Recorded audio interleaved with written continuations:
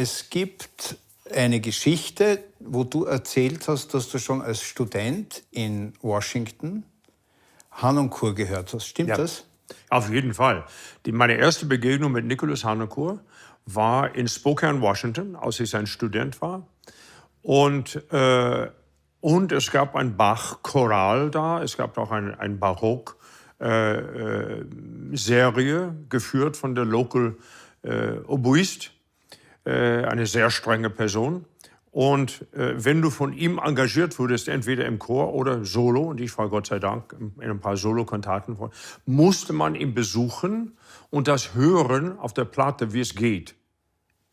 Schlicht und ergriffen. Und das war Nicholas Harnoncourt, die große braune Telefunkenboxen. So, ich bin in der Barockstudium überhaupt ganz am Anfang, als ich mehr Barockmusik gesungen habe, vor allem Bach und Scarlatti, Händel, Haydn, war immer der Nicholas da.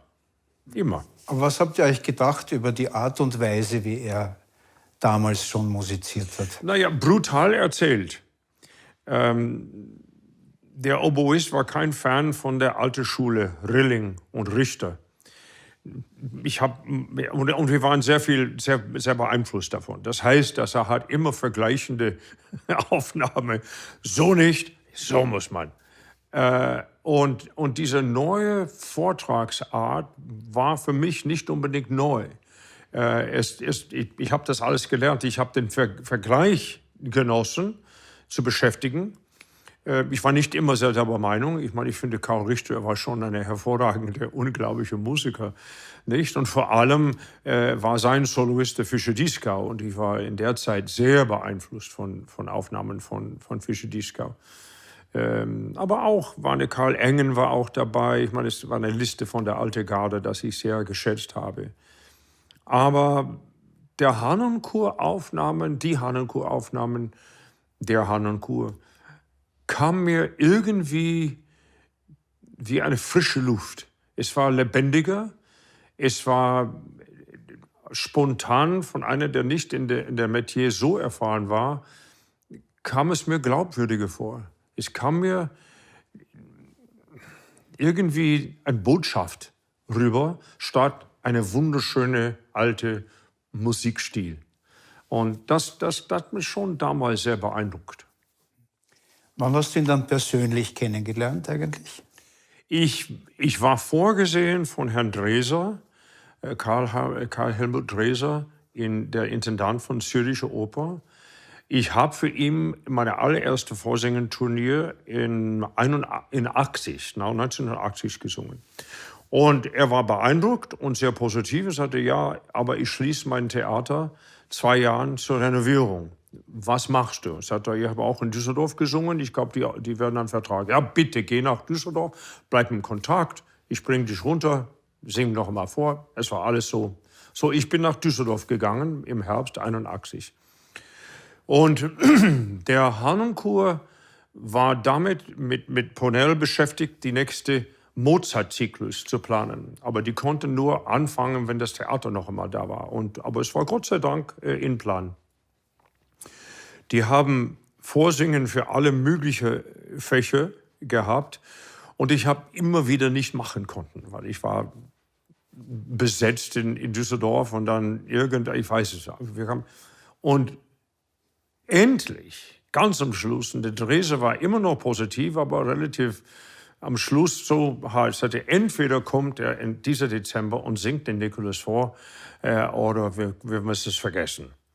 Und bin ich dann im Dezember 82 von Düsseldorf, eine schöne Winterzeit, in der Weihnachtszeit, Anfang Dezember, nach Zürich gefahren, mein Mercedes von Düsseldorf. Und in einem ganz bescheidenen Hotel gewohnt draußen, wo ich eventuell eine Wohnung gefunden habe. Und den Thomas Grabowski zum ersten Mal kennengelernt. Der war der Vertrauteste von Nicholas im Opernhaus Zürich als Repetiteur. Und der Tom war nicht sehr freundlich, er war sehr dienstlich. Ne? Und ich war ziemlich nervös, aber naja, in der Zeit habe ich natürlich Vorsingen nach Vorsingen nach Vorsingen gemacht. Und der war in der Zeit mit einer Handeloper in der Zürcher Messe beschäftigt. So, ich bin draußen in der Messe in dieser Halle und vorgestellt, war höflich, Hand gegeben und dann habe ich gesungen. Und ich glaube, Conte Aria von Lennart de Figaro gesungen und hat mir sehr gut angeschaut, dachte okay. Und er sagte ja, und dann habe ich gesagt, wenn Sie Lust haben, habe ich eine sehr lustige Coloratura Haydn-Arie, relativ unbekannt. Und es hatte welche die Titel, I don't remember, aber weil ich singe es nicht mehr. Es war wirklich überall mit hoher G und tiefer A und das Ganze. Habe ich den Titel gesagt, ach ja, das weiß ich, das habe ich mit den Fischer Dieskau aufgenommen. Das ja, eine gute, ja, bitte machen wir mal das. Ne? Und dann habe ich gesungen und er hat das erlaubt, das ist eine lange Schinken und er hat das wirklich fertig. Und sagt, naja, er ist aufgestanden, kam zu mir, immer so tief, nicht sehr viel zu sagen, immer so tief in den Augen geschaut. Ne? Sagte, haben Sie Lust, ein bisschen den Rezitativ von der Conte-Arie anzuschauen? Ich sagte, gern. Ne? Und wir haben dann eine halbe Stunde gearbeitet. Ob ich noch was von der gewöhnlichen Repertoire gesungen habe oder nicht, weiß ich nicht, kann mich nicht erinnern. Aber die zwei weiß ich. Und ich weiß, dass wir eine gute halbe Stunde, ich war eine Stunde mit ihm. Ne? Und er neigt, positiv zu sein. Er hat mir nicht um den Arm geflogen, das war nicht der Hannenchor. Die Alice saß total zurück mit diesem wissende, beängstigend Anschauen, was ich zuliebe gefunden habe. Aber oh je, ich meine, die waren schon ein paar, bitte. Und ich dachte am Schluss, dass es gut gegangen ist. Und bin ich einfach da weggegangen. Und dann tatsächlich innerhalb 10 Tagen hat der Drese sich gemeldet, sagte, ja, der Harnoncourt will den Hermsen haben aus Guglielmo. Und wir waren natürlich alle. Und dann fang es an zu besprechen, wann und wie ich in Zürich überhaupt anfangen soll. Und dann der Drese sagt, na ja, ich meine, er könnte schon früher kommen und vielleicht den Don Pasquale für uns machen. Ja. Und dann kam ein paar Wochen später, ja, ich würde sehr gerne eine Wiederaufnahme von Barbier. Ich meine, das hat der Hermsen auch drauf. So dass peu à peu war es klar, dass ich nach Zürich ziehen soll und Düsseldorf absagen. Aber es war alles, das war umherum. Der Kernbewegung war Mozart-Zyklus, was dann in weitere Gespräche durchaus alle da Ponte. Aber das hing von der allerersten Arbeit mit Ponell ab. Der Harnoncourt war begeistert, er konnte sich durchaus vorstellen, mich als ein junger Don Giovanni. Aber der Ponell nicht. Der Ponell hat eine tiefere, etwas ältere Persönlichkeit lieber. Wie die dann endlich entschieden haben, zu meinem Vorteil, mein Fortuna, wenn du willst, weiß ich nicht. Aber meine Arbeit mit Ponell war sehr zufriedenstellend. Wir haben einander sehr gut gefunden. Così war ein phänomenales Projekt und die Besetzung war super und es war so eine Laune und Atmosphäre. Und die Arbeit mit Nicholas war so aufregend, es war so wahnsinnig, als ob du nie den Stück... Ich habe Guglielmo schon damals, hatte ich schon sehr oft gesungen in Englisch und aber auch in Italienisch. Es war, als ob ich nie den Stück je angeschaut habe. Wie war denn die Zusammenarbeit zwischen dem Ponell und dem Harnoncourt eigentlich? Die schienen mir einfach wahnsinnig verbunden und in dieser Verbundenheit sehr gern miteinander gerauft. Die haben, nein, das geht nicht. Nein, da hinten, nein. Aber es war nicht so öffentlich. Aber die haben schon intensiv miteinander gesprochen. Sehr oft vor uns, aber unter den beiden. Und dann kam eine Entscheidung wieder zurück. Es war kein großer Konträr, aber die Verbundenheit zwischen den beiden war offenbar. Und bis wir auf der Bühne dann tatsächlich mit dem Orchester weiter fortgesetzt haben, war eine reibungslose Einigkeit. Und Und der Ponnell war immer wieder auf der Bühne in einer Orchesterprobe, weil relativ ungewöhnlich war. Aber was ich sagen will, es war sehr viel Energie, sehr viel Diskussion, wie es sein soll. Und vielleicht ist das nicht so oder so, aber sehr positiv. Die Atmosphäre war äußerst harmonisch, aber mit viel Facetten. Ne? Ich fand. Der Nikolaus Hanuk hat mir mal erzählt, dass jetzt kann man das, glaube ich, schon darüber sprechen, dass der Ponnell ja quasi am Vormittag noch immer sehr fit war. Und am Nachmittag war das schon ein bisschen schwierig mit ihm, also auch aus den bekannten Gründen.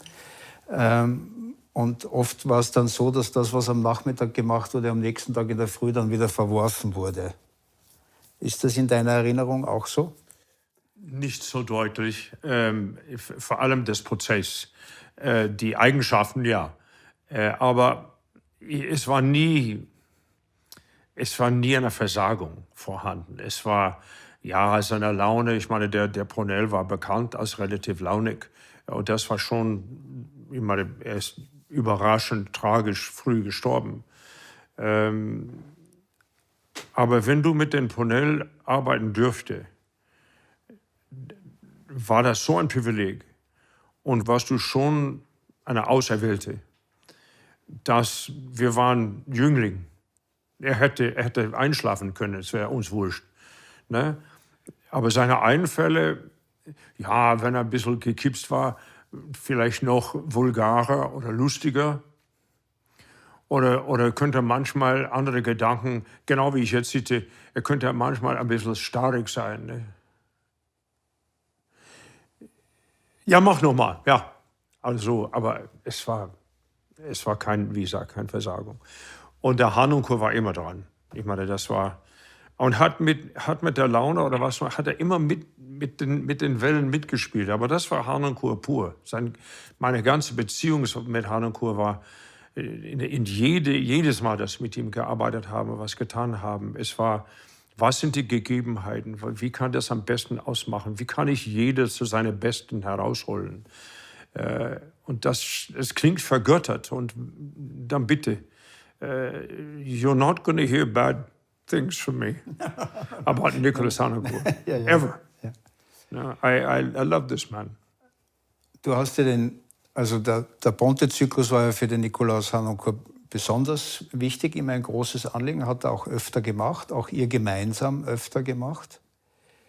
Wie hat sich denn das aus deiner Perspektive musikalisch verändert? Also jetzt zum Beispiel vom Ponnell zum Salzburger Figaro. War das... Die Bombenfragen. Naja, ich kann es umgekehrt erzählen. Ich bin Gott sei Dank meine Karriere lang beschädigt von Nicholas Hanunkur und Jean-Pierre Ponnell. Ich habe gern mit anderen Regisseuren gearbeitet. Ich habe gern mit anderen Dirigenten gearbeitet, auch in dasselbe Repertoire. Und weiß Gott, bekannt für den Repertoire weiter in den Jahrzehnten, dass ich das betreut habe. Aber ich habe immer Hanunkur und Ponnell mitgebracht. Es gibt eine berühmte Probe, wo der Regisseur einfach sehen wollte, wie die Szene einmal vielleicht schauen könnte zwischen Zerline und Don Giovanni. In der Probezeit von Salzburg. Der Hanunkur war nicht da. Und es war knapp vor dem Mittagessen und irgendwann so, ja, bitte, lassen wir es einfach laufen. Ja, mal schauen, ich will einfach das sehen. Die modernen Regisseure schauen sehr gerne an und fangen einfach. Die alten Regisseure haben schon gewusst, was die mit dir machen wollte oder wie es zuerst einmal gestellt werden soll. Und das muss man flexibel sein. Das war nicht immer einfach. So, wir haben die Szene gemacht. Und ich bin einfach wie eine Leoparde herumgegangen. Ich habe irgendwann mal zu meinen Kollegen gesagt, tu so wenig wie möglich, sei nur angstvoll. Ne? Und ich komme zu dir. Trust me. Und er hat auch einen Schleier mir in der Hand gegeben. Ja, mach irgendwas mit den Schleier. Nicht? Immer die Augen, was noch immer was. Wir haben das gemacht.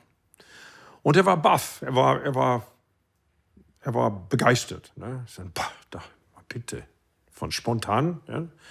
Mich loben, nicht? Wir hatten einander noch nicht ganz gefunden. Nicht? Und ich habe, ohne ihn zu beleidigen möchten, aber ehrlich zu sein, sagte, das war alles Pournelle. Das ist kein einziger Einfall von mir, bitte. Aber ich habe mein Handwerk. Ich weiß, ich kann einiges dir anbieten. Er war beleidigt natürlich, grenzwertig, nicht? Und wir haben dann weiter am Nachmittag erzählt. Aber so war das einfach. Ich habe alle Da Pontes mit Pournelle und Harnoncourt einstudiert. Mein Debüt an der Met war Le Nozze di Figaro mit Harnoncourt. Nicht mit Pournelle und Levine. Es war was interessant, der Pournelle, apropos Pournelle. Der Pournelle hat schon auch anders gearbeitet, je nach Dirigent. Weil der Jimmy war ein ganz anderer Musiker, auch ein wunderschöner Mozart. Ich habe so viel von denen gelernt. Aber ich meine, der Pournelle war schon tot, aber du musst dir vorstellen, dass von 85 bis zum 90 meine Mozart-Dirigenten waren Harnoncourt, Levine, Sawallisch und Muti. Und ich bin immer wieder gefragt, wie das war. Nicht? Und ich sagte, es war wie Bergklettern und immer wieder einen anderen Glacier. Ne? Aber derselbe Berg, derselbe Leidenschaft, derselbe Glaubens, derselbe Suche nach einer gewissen Wahrheit. Es blieb mir immer vor allem der Harnoncourt und seine Dramaturgie durch die Tempobezeichnungen. Da habe ich mehr Struktur von Mozart gelernt als je andere. Von Gesang und Großzügigkeit von dir auf der Bühne als Figur im Gesang liefern zu lassen, war der Jimmy Levine einfach unfassbar. Das gesagt zu haben, der kam mehr von der italienischen Seite und der Harnoncourt kam mehr von der deutschen Seite. Und der Deutsche ist natürlich die musikalische Sprache von Mozart. Mozart ist eine deutsche musikalische Sprache. Man muss die italienische Sprache finden in diese deutsche musikalische Ergogik, ohne einen Vortrag hier zu erhalten. Aber das ist immer im Mozart-Gesang, besonders die Da Ponte. Und das war der Harnoncourt faszinierend. Und er hat das alle Texte in- und auswendig und schon, aber er wollte immer die Phrasierung und Ergogik selbstverständlich richtig italienisch, aber in der Musikergogik zu finden. Und der Jimmy wollte immer natürlich die längere Reihe. Sawallisch war irgendwie inmitten. Sawallisch war einer der erfahrensten Dirigenten, das ich je mitsingen dürfte. Er hat mehr vergessen, als ich je lernen konnte. Ne? Und erwartet eine gewisse Selbstverständlichkeit, der liebe Meister Sawallisch. Das hat der Harnoncourt nie erwartet. Er wollte das ausarbeiten und mit dir arbeiten. Und er war froh, wenn du was mitbringen würdest. Er hat gern contraire opinion. Ja, he loved to argue. Das war wunderbar. Aber in eine super Art. Einfach, ja, selbstverständlich müssen wir, das ist, nein, da würde ich nicht machen. Nein, das ist nicht richtig. Weißt du, was der Geiger in der Zeit, und dann würde er einfach weg und er sagt, okay. Er hat irrsinnig gern gelehrt und erklärt, warum er so überzeugt war. Und das war sehr ansteckend. Für dich als Sänger war er ein angenehmer Dirigent? Der Harnoncourt, ich habe immer verstanden. Ich habe es gab da ein paar Vorstellungen, wo er irrsinnige Schmerzen gehabt hat. Und man merkte, dass er gekämpft hat. Und manchmal die Tempi vielleicht oder die Gestik oder so. Aber ich habe immer verstanden, jeder Gestus, jeder Blick von den Harnoncourt war zu lesen. Ich habe sehr gern mit ihm, und wir haben auch Unterschiedliches gemacht. Am Schluss haben wir sogar Dvorak gemacht. Ne? Und da fand ich Wahnsinn. Aber das ging alles von der Sprache her, auch von der Glauben her. Was will Dvorak in diese Auswahl von biblischen Texten letzten Endes uns in seine musikalische Sprache erzählen oder hören lassen? Und das war der Harnoncourt. Aber sein Ich weiß, manche haben ihm sehr ungewöhnlich. Natürlich die Differenz im Gestik zwischen ein Harnoncourt und ein Levine und ein Sawallisch, eher Sawallisch und Levine, ist natürlich anders, ganz anders. Ich glaube, wir sind jetzt eher gewohnt, sehr viele Early Musicians, Dirigenten, haben diese Art neue Gestik, sind sehr rhythmisch based, weniger mit Technik. lange Bogen, aber und die finden sich manchmal schwierig in späterer Repertoire. Selbst Berlioz gibt ein Erzbarock- oder Mozart-Dirigent Schwierigkeiten, weil das ist eine ganz andere Agogik, aber das hat auch mit der Sprache zu tun. Aber Vortrag vorbei. Die Bartoli hat mir mal gesagt, wenn ich in seine Augen schaue, weiß ich genau, was er will von mir. Perfekt gesagt. Aber auch seine Hände. Ich hab seine Hände wahnsinnig gern gehabt. Ich meine, irrsinnig und alle die individuellen Finger, die manchmal im Spiel kommen könnte oder diese. Und noch der Harnoncourt hat phänomenal mitgeatmet. Er hat immer das Atem in der Musikphrase ganz normal. Man hat immer gewusst, wann man anfangen soll und einfach mitsingen soll. Und er hat wirklich mit. Es gibt andere berühmte Dirigenten, die nicht atmen. Und die sind schwierig mit zu musizieren, weil you're not ever quite sure, du bist nicht ganz sicher, wo das ist. Harnoncourt, ich stimme Cecilia sowieso zu, aber sie hat vollkommen recht. Augen, Atem, aber seine Hände. Ich habe seine Hände. Viel später habe ich ausgefunden, dass er mit Messer gern geschnitten und ein Schnittler war. Geschnitzt hat, ja. Ja, Entschuldigung. Ja. Das ist mir total klar.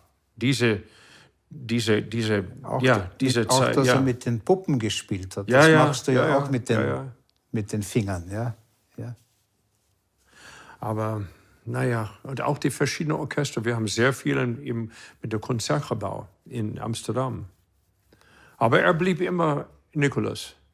Ne? Und die Leute haben gern mit ihm gearbeitet. Ich habe so gefreut am spät in seiner Karriere, wo dann ein Orchester wie der Berliner Philharmonic und die haben ihm total geglaubt, nicht? Und total mitgearbeitet und total mitgespielt und gern seine unterschiedliche und ungewöhnliche Agogik mitgespielt.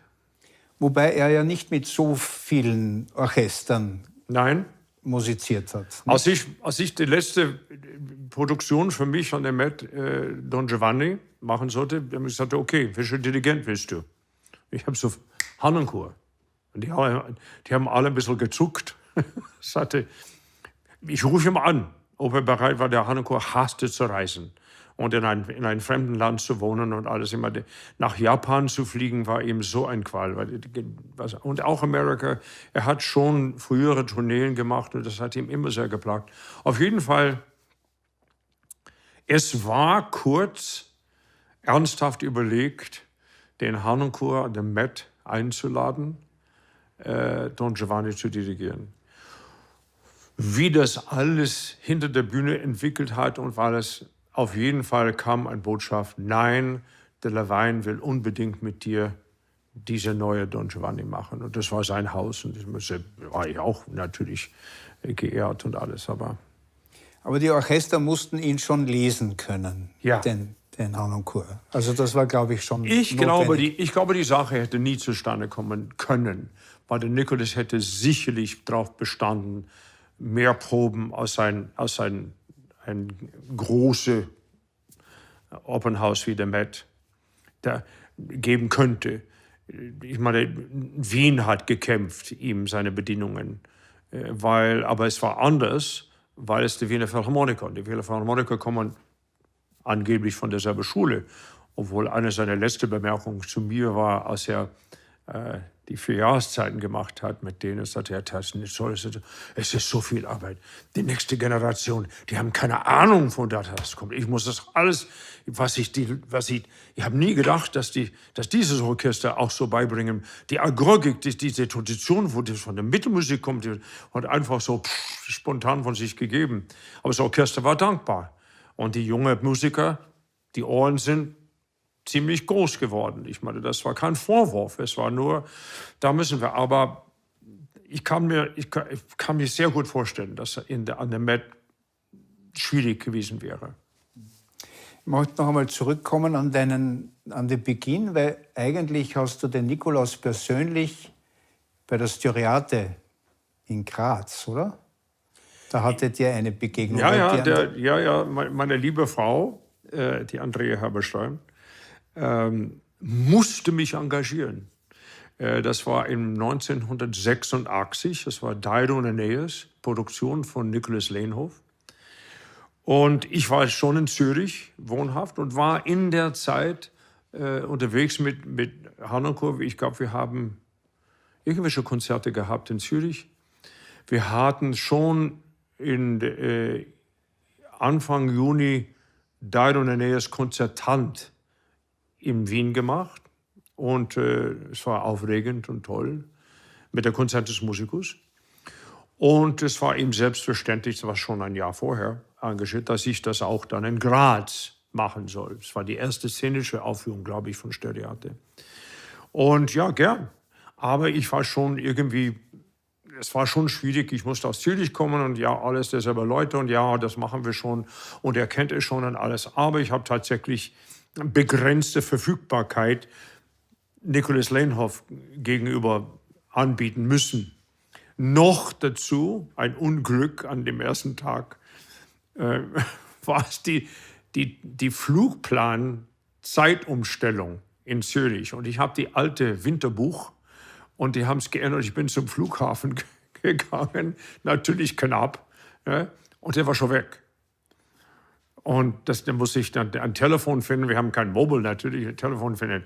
Agentur sagte, ja, ich bin auf den nächsten, aber das ist erst in 2,5 Stunden. Und 2,5 Stunden, das ist dann der Botschafter und der Nicholas Leenhoff, der kommt doch, aber erst am Nachmittag.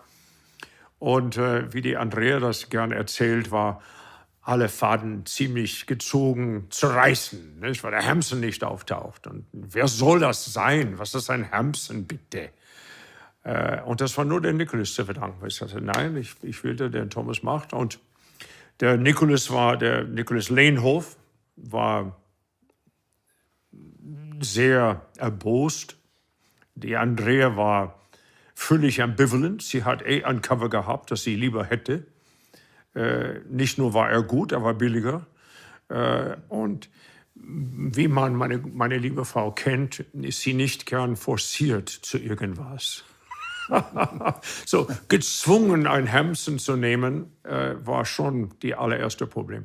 Auf jeden Fall, nach lauter Hin und Her bei der Begrüßung, und noch dazu schlimm, dass ich an dem Abend auch den nächsten Tag wegfahren musste, weil es war wirklich ein Ballewatsch. Aber ich habe gesagt, tja, Herr Leenhoff, können wir das Ding machen? Es ist nur 45 Minuten lang. Ich habe 4 Szenen, machen wir das einfach. Schau mal, geh mal auf die Bühne. Ne? So, ja, gute Idee, ja, machen wir, ja, arbeiten wir. Auf der Bühne. Wir sind in 45 Minuten durch alle Szenen gegangen. Und ich sagte, ja. Und dann habe ich gesagt, darf ich das noch einmal machen? Alle? Ich sagte, ja, bitte, wer will. Und wir haben einfach, und ab dem Moment war der Nicholas Leenhoff. Und der Punkt ist nicht mein Ego, der Punkt ist, meine Erfahrung, meine ganze Karriere ist, ernsthafte Leute auf der ernsthafte Ziel finden einander. Und wenn man arbeitet und auf die Sache konzentriert, fällt die Logistik in Ordnung, fällt der Trümmel weg und wir sind einfach miteinander glücklich. Und ab dem Moment war es eitel Wonne, es war wunderbar. Und selbst die Andrea hat zugeben müssen. Wie war denn, wenn du gearbeitet hast mit dem Nikolaus, wie kann sich das ein Laie vorstellen? Habt ihr eigentlich euch, also wenn ihr irgendein Projekt ausgemacht habt, für in 2 Jahren zum Beispiel, habt ihr euch davor getroffen und hat er mit dir über die Rolle, über das Musikalische gesprochen? Nicht unbedingt a priori, aber in der Zeit, ich meine, in die 80er, 90er Jahren waren wir so oft zusammen, dass natürlich sprachen wir von was kommt. Aber es war meistens, Und auch er hat so ein unfassbaren Arbeitspensum. Es war eher früh begegnet. Er wollte immer natürlich eine Klavierprobe haben und reichlich proben können, bevor das Orchester, bevor sicher vor einer Vorstellung, konzertant oder auf der Bühne. Aber es war nicht, oh ja, treffen wir im März, weil wir im August. Das glaube ich, dass ich nie gemacht habe. Es kann sein, dass wir, wie ich gesagt habe, wir waren zusammen im März auf einer anderen Gelegenheit und freut sich auf eine Arbeit weiter. Apropos Styriate, dann als die Andrea und ich einander gefunden haben und der Harnoncourt war natürlich regelmäßig da und mit der Chamber Orchestra of Europe und das war der Beethoven-Zyklus und sowas, war ich nicht engagiert. Ich war einfach da und habe den Harnoncourt betreut, habe sie herumgefahren und es gab immer wieder Probleme mit Instrumentlieferungen und abgesagte Flugzeuge und was auch immer. Und es gab dann irgendwann ein irrsinniger Wirbel, weil die Timpani sind nicht angekommen und es war ein echter Ballewatsch von der Fluglinie, wer noch immer Lufthansa oder Austrian, was noch immer. Und es war klar, wo der Hänger war und alles. Und die Andrea war dran und ich war dran. Und der Nicholas war echt geärgert, mit Recht. Vor allem, dass er die Timpani, das er verwenden müsste, haben sein Ohr wehgetan, weil die waren moderne, ungeeignete Instrumente und hat für ihn einfach warum soll man probieren, das ist immer sinnlos, nicht? Und ich kann mich genau erinnern, als ich den Nicholas gesagt habe, Nicholas, am Nachmittag hast du deine Trommel, hast du deine Timpani. Wieso? Nicholas, I promise you, your timpani will be there.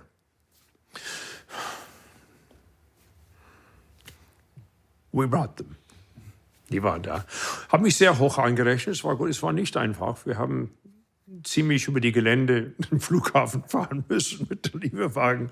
Aber wir haben sie geholt, wir gefunden und ausgenommen und ihm gebracht. Das war gut. Und dann habe ich ihn hin und her gefahren.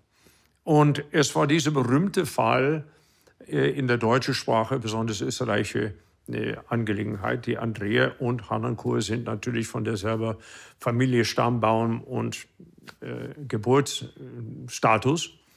Und ich bin der hergekommene Amerikaner. Und immer diese Herr und hin und her mit den Sie und du und Sie, besonders in Mixed Company. Und auf einmal, aber wir waren allein.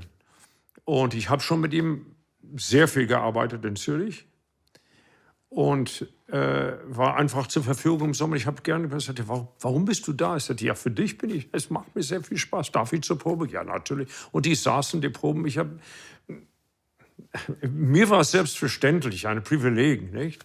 Es war aufregend. Und ich führe ihn zurück nach Hause und wir sind der Harnoncourt war nicht, er war sehr liebevoll, aber er war kein ausdrucksvolle, weiche, wie man sagt, ne? Wir sitzen da, wir warten im Stille, ne? Übrigens, ich heiße Nicholas, du kannst Nicholas schon sagen, ich bin Thomas. Ne? Und auf einmal, ich bin gerade den Gang, ne? Und das ist eine Hand vor der Gang. Ja, Nicholas, ja, Thomas, ja. Weiter im stillen Schweigen, 5 Minuten. Und bin per Du mit Nicholas Harnoncourt. Und als ich ihn das erste Mal geduzt habe vor dem Consensus Musicus, die Hälfte der Band habe ich angeschaut. Es war nicht verloren an mir, was das hieß. Und ich habe die Andrea erzählt. Ja, ist klar, das ist absurd. Ich meine, mit mir. Aber ich möchte glauben, es war nicht nur deswegen. Der Harnoncourt hat selten einen Kollege und äußerst selten einen Sänger den Du-Wort angegeben. Aber wir waren sehr befreundet. Er war ja auch ein großer Forscher. Oh. Bist du auch? Und hat er sich Oder gibt es ein Beispiel, wo du glaubst, dass er sich geirrt hat?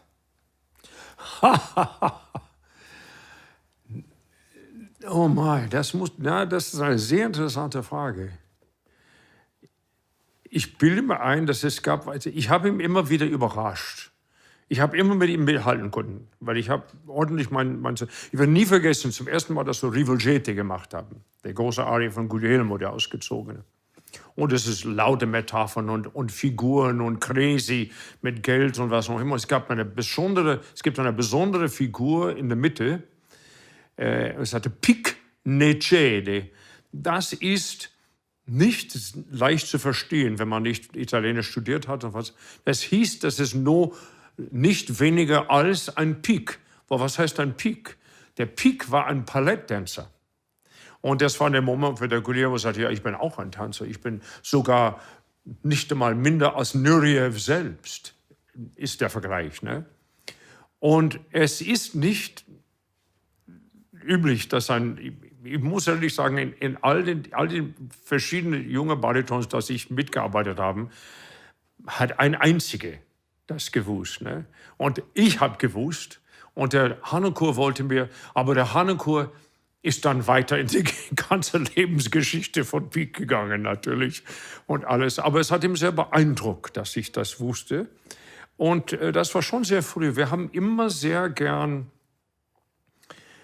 ausgetauscht, die Tiefe. Und er war immer natürlich eine Etage tiefer und alles und hat noch weiter die Zusammenhänge mir erklären können. Aber es war eher ein großer Begriff, auch als wir Dvorak studiert haben und verschiedene Aspekte von den Dvorak leben, das vielleicht er nicht gewusst hat. Aber er hat es nie, nicht geirrt, er hat gefreut. Ach so. Also, ja, aber das ist klar, das ist sinnvoll. Weil dann würde es dann die Zusammenhang. Aber so war es relativ bald zwischen uns. Wir haben sehr gern. Und wenn ich es nicht gewusst habe, wenn ich antworte, bitte Nicholas, ich habe keine Ahnung, von wo kommt, ich kann mich Grabmusik. Was soll das? Und dann hat er natürlich gern erklärt. Seine Erklärung am Publikum, natürlich gibt es dieses wunderbare Buch von den Sprüche und Metaphern und Analogien von Nicholas Harnoncourt. So eine bildhafte, sofort nachvollziehbare Sprache in der Musik hat kaum eine andere gehabt. Es war ganz wichtig, die Bilder auf jeden weiterzugeben. Fall. Ja. Und vor allem bildhaft. Ja. Ne? Eine der lustige von einer Energie, der noch nicht in der Phrase kommt. Bitte halt es so lange, bis es aber Piano. Ne? Das ist wie ein Grasshopper. Was heißt ein Grasshopper auf Deutsch? Grashüpfer. Grashopper. Ja. Wie ein Grashupfer. Alle bitte, sei wie ein Grashupfer. Und dann anfangen. Nicht? Und alle haben natürlich tot gelacht und alles. Aber das könnte er er war absolut todernst. Er hat auch das natürlich lustig gefunden. Und wir haben alle so gesungen. Und der Chor war, so. Das war nur ein Beispiel von Hunderte. Nikolaus ohne Alice. Undenkbar. Gab es? Bin mir nicht sicher, dass ich je eine Probe oder ja vielleicht eine Stellprobe in Salzburg vielleicht, aber die Alice war in Salzburg. Ne? Und die haben dann, die Alice war immer da. Und natürlich, die Alice hat auch gespielt. Damals sehr oft, dass ich oft Bach mit ihm aufgeführt habe, auch in Frankfurt und auch in Wien. Concertus Musicus, haben sehr viele Konzerte gemacht, und Aufnahmen natürlich. War sie immer dabei. Sie war eine Weltgeigerin, oder? Oh, die Alice Harnoncourt ist die absolut unterschätzteste Meistermusiker, das ich kenne, aber ich glaube, dass viele kennen. Eine unglaubliche Geigerin. Und das ist nicht nur mir zu sagen, ich nehme das eher von anderen, die wirklich wissen. Es gibt auch Einspielungen. Es gibt auch eine große von den absolut frühesten Aufnahmen Telefunken und Bach. Die übrigens habe ich alles gesammelt. Ich habe bei mir zu Hause alle Harnoncourt, Bach und Early Music Aufnahmen. Und ein paar unterschrieben, aber es war mir zu peinlich, das zu machen. Aber da diese frühere Geigeraufnahmen von Alice waren unglaublich. Und er ist Spitzenmusiker, hatte auch eine sehr scharfe Ohr für Sänger. Und die haben alles zusammen entschieden, nicht? Von welcher Typ oder ausdrucksvoll. Aber die Alice, ich glaube, sie hat Sänger wirklich sehr gern, von Temperament her und von Timbre her. Aber sie könnte nicht Schlamperei leiden. Eine schlechte Musiker oder Musikerinnen kam nicht in der Gasse, egal welches Stimmmaterial. Der Harnoncourt war verzeihlicher. Der Hanno, wenn es ihm irgendwie gerührt hat oder dann, das werden wir schon zusammenkriegen, nicht? Obwohl sie beide streng waren und in Momenten, wo sie sein müssten, für ihre Agenda, unfassbar stur, die waren nie boshaftig. Ich habe nie den Harnoncourt im Rage gesehen. Ich habe ihn frustriert gesehen, geärgert, aber dann wurde er still. Aber schimpfend, er könnte schon brüsk sein, nicht?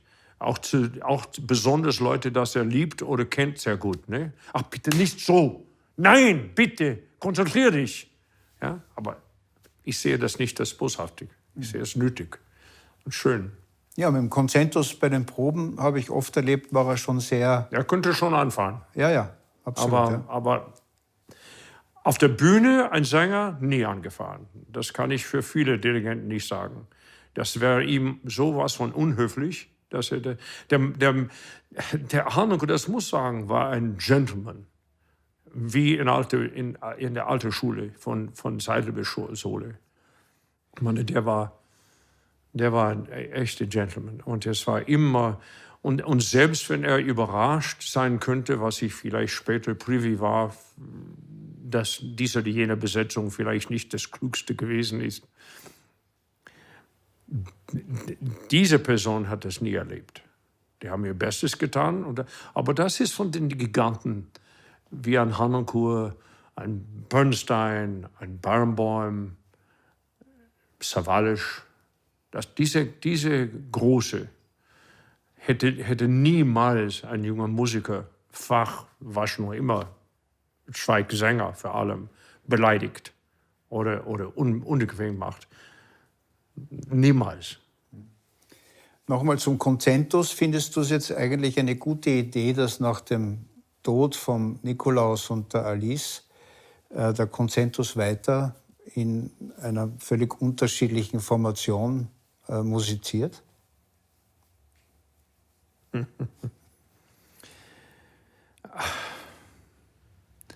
Dass die fortsetzen wollen, verstehe ich vollkommen.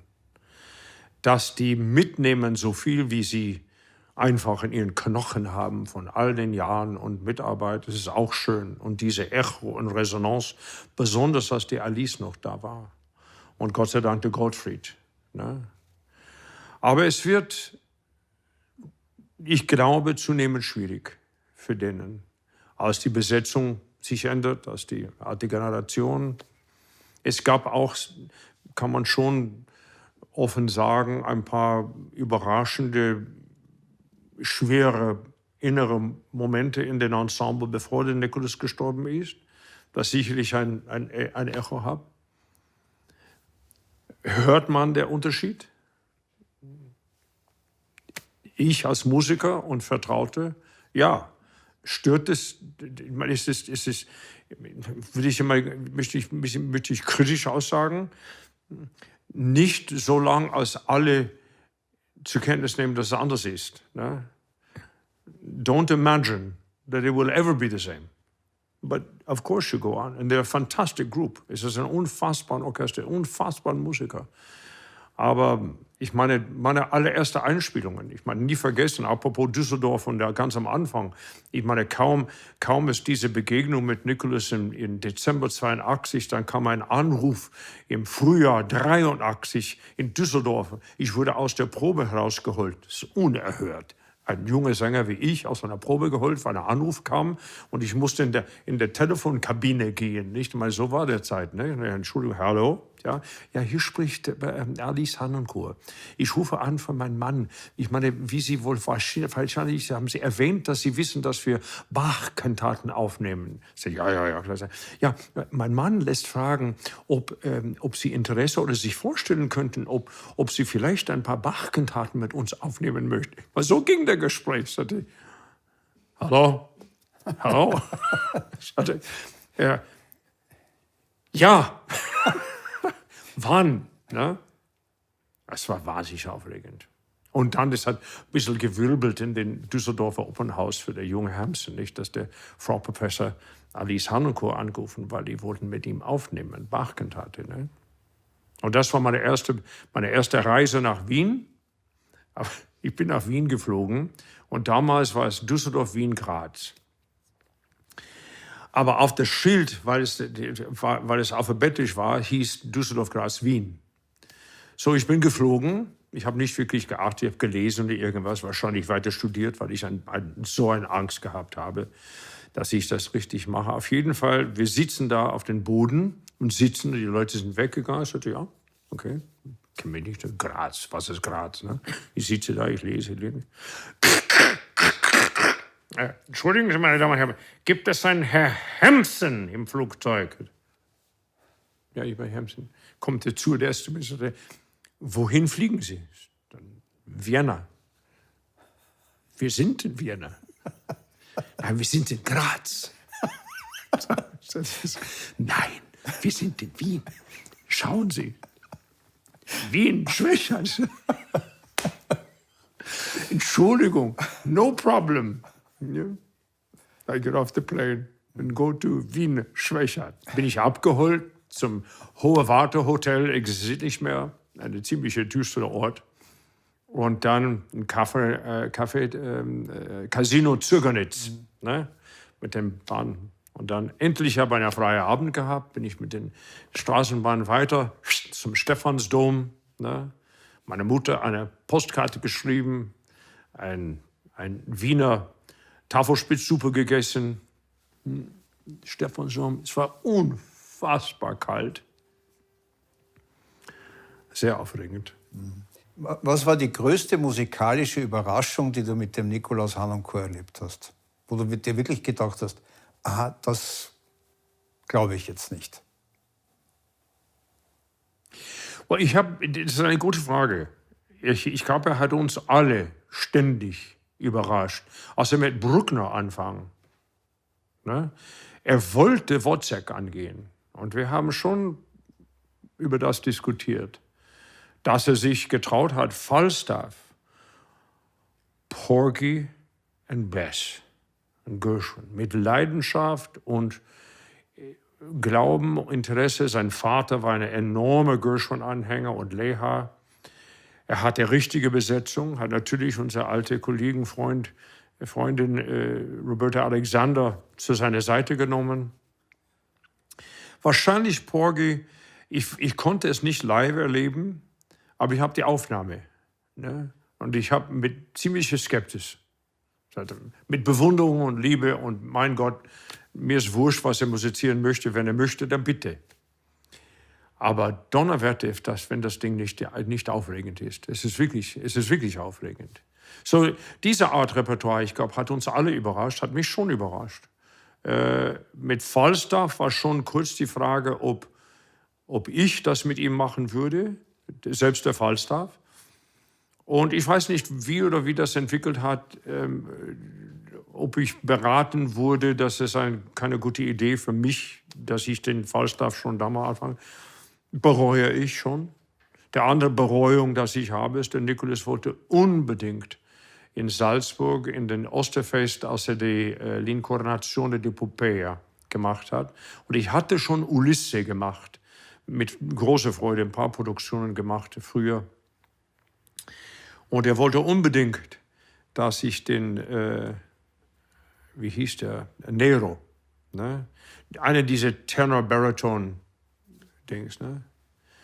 Und in der Zeit, ich hätte es machen können, aber in der Zeit Ich glaube, ich war beschäftigt mit meiner allererste Macbeth oder irgendwas. Es war in einer ganz anderen Repertoire-Richtung. Und ich habe ihm erzählt, wir haben diskutiert, ich sagte, ich habe Angst, dass ich mir total, weil das ist sowieso eine Grenze für mich, dass ich es anstoße, aber ich glaube schon total, dass der Verdi meine Art Bariton gemeint hat und ja, auf jeden Fall und kannte sich schon total aus und ich habe dann auch den Aida mit ihm aufgenommen, was auch für allen überraschend, aber toll war, interessant, aber ich bereue schon, dass ich den Nero nicht, ich hätte es machen sollen. Ich habe es gesehen dann. Es war so toll. Der Kurt Moll, nicht? Das Seneca. Nicht? Ich habe es fürs Fernsehen gemacht. Du hast aufgenommen? Ja. Ja, aufgezeichnet. Ne? Ja. Das war schon. Ja, ich habe sehr. Der Philip Language hat gemacht, glaube ich, oder? Glaube ich. Ja, kann sein, ja. Ich kann mich nicht genau Auf jeden erinnern. Fall, es war super. Aber die Qualität vom Nikolaus war ja eigentlich auch, dass es war ja jede Vorstellung war ja wie eine Premiere, oder? Es war ja immer, es war nie gleich, oder? Gott sei Dank. Ja. Und er darauf bestanden. Ne? Auch wenn es schlecht war. Auch wenn wir sagen können, oder ein Sänger sagte den am Schluss hinter der Bühne, sagt ja, ich hoffe, es war okay, ich war nicht wirklich drauf. Nein, das war toll, ja, okay, ja, das ist wurscht, aber, aber das war gut und es war schon interessant, mit ihm zu reden. Es ist interessant, dass du ansprichst. Ich bin jetzt ziemlich beschäftigt als Pädagoge und ich versuche immer, meine jungen Kollegen mitzuteilen, Gedanken, dass ich gehabt habe oder Sprüche oder Einflüsse oder Erfahrungen, Anekdoten oder was noch immer. Aber auch zusammen. Ich bin auch ein großer leidenschaftlicher Golfer, immer noch. Und ich habe ein Interview vor ein paar Tagen gelesen mit Scotty Scheffler, einer der großen ankommende junge Golfers. Und er bewundert den Tiger Woods, wie wir alle natürlich. Tiger Woods ist natürlich in einer schwierigen Zeit seines Lebens, er war es noch immer, ist immer noch Tiger Woods. Und der Scotty hat erzählt, schon vor etwa 5 oder 6, 7, 8 Jahren, als der Tiger wirklich im Saft war, hat er mit ihm gespielt. Und dann hat er in dieser Zeit, wo er kämpft, auch gespielt. Und er hat ganz von sich gesagt, ich war überrascht, sagt er. Und das ist schämend, dass ich das sage, sagt er. Aber ich war überrascht, wie jede einzelne Schlag, das ganze Tiger Woods Können investiert wurde. Jeder Schlag, das der Tiger Woods macht, ist seine allerletzte, allerbeste, allerversuchendste. Das ist nicht üblich auf der PGA Tour. Was mich ein bisschen überrascht hat in der Interview, weil wir denken, wenn wir die Pros sehen, ne, man sagt, ja, da mache ich schon. Ne? Und ich habe gedacht, sofort auf unser Leben. So muss es sein. Ich meine, der Barenboim spricht davon. It's not one for all, it's all for one. Everything in your life is about that moment that you make music. Und das war Nicholas. Leidenschaftlich, mit alles, das er konnte oder nicht konnte, noch überlegte, fest überzeugt war, was auch immer es war. Don't come tired to Harnoncourt. Don't come, ach, schauen wir mal an. No. Aber das sind alle die gegangen. Das war auch der Marius Janssens, genauso. Hat auch Orchestermitglieder angefahren, sagte, willst du was anderes machen? Ich meine, machen wir Musik oder nicht? Und das war's. Aber der Nicholas, natürlich war es unterschiedlich, weil wir sind unterschiedlich, wir sind Menschen. Er hat das Menschlichste geliebt, genossen, gepflegt. Er hat sehr gern mit einer gearbeitet, der noch nicht wirklich konnte, aber auf den Weg war zu finden, wie das sein könnte. Und er war geduldig und noch einmal und noch einmal. Ne? So oft wie wir wollten oder konnten. Ne? Aber ja, jede einzelne Vorstellung, wenn ich darüber nachdenke, so oft wie ich ihn musiziert habe, ich habe so ein Pantheon von Erinnerungen und Erlebnisse. Auch einzelne Vorstellungen in einer Reihe von 12, nicht? Oder die dritte Wiederaufnahme von denen. Ne? Puff. Schon toll. Thomas, vielen, vielen Dank für deine Zeit. Dankeschön. Danke. Übrigens, ich finde diese Institut in Linz, Ja. ich wünsche wirklich alles Gute. Das ist so wichtig. Ich finde die Idee, dass wir, genau wie der Musikverein, dass wir gehen können und den Brahms-Bearbeitungen sehen können, dass es gibt einen Ort, wo wir tatsächlich die Partituren von Harnoncourt in seine akribische, detaillierte, immer auf den Seiten schreiben oder seine Liste, das er gemacht haben. Ich meine, ich habe so genossen in seine Partitur, ein Blick. Und jetzt habe ich ein paar Projekte, ich muss unbedingt reinschauen. Und ich finde das toll, dass die das machen. Gut. Danke vielmals. Danke.